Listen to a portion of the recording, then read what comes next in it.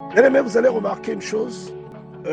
Lorsque vous lisez Exode chapitre 12, et qu'on vous parle d'un agneau qui doit être tué, et dont le sang doit être badigeonné sur les linteaux des portes, pour que les gens aient la vie sauve, que le jugement de Dieu ne tombe pas sur eux, vous voyez tout de suite que cet agneau, ou cette scène, qu'on appelle la Pâque, est la préfiguration de ce que le Seigneur est venu faire à la croix.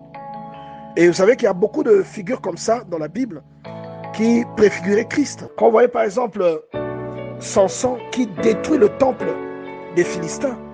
Dans le temple des Philistins, on y adorait une divinité satanique qu'on appelle Dagon. Vous voyez?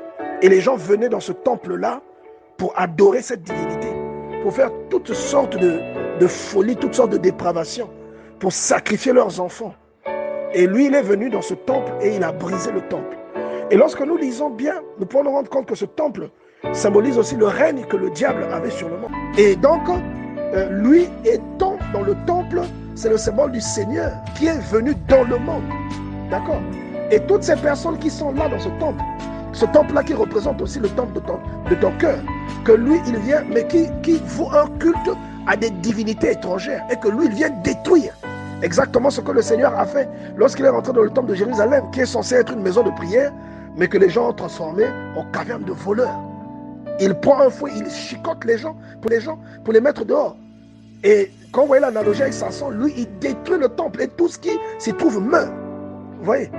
Et il y a beaucoup d'analogies comme ça. Nous voyons par exemple qu'il a tué plus de personnes ce jour-là que lorsqu'il était vivant. Tout comme le Seigneur qui a sauvé plus de personnes lors de sa mort que de son vivant à Jérusalem. Le sacrifice du Seigneur, il l'a accompli seul à la croix. Il a accompli son sacrifice seul. Mais c'est l'univers entier qui est bénéficiaire de ce sacrifice. Et nous voyons l'analogie entre Samson qui tue le lion. Il est avec ses parents.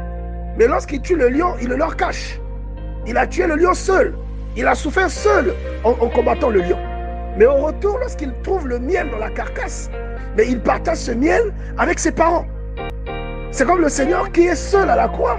Mais lorsqu'il reçoit l'élévation, après cette œuvre, l'élévation ultime, mais bien aimé dans le Seigneur, nous sommes tous bénéficiaires de l'œuvre de la croix initiée par le Seigneur. Vous voyez?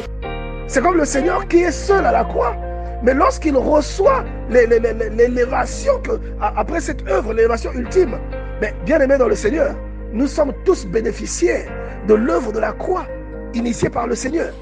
Vous voyez?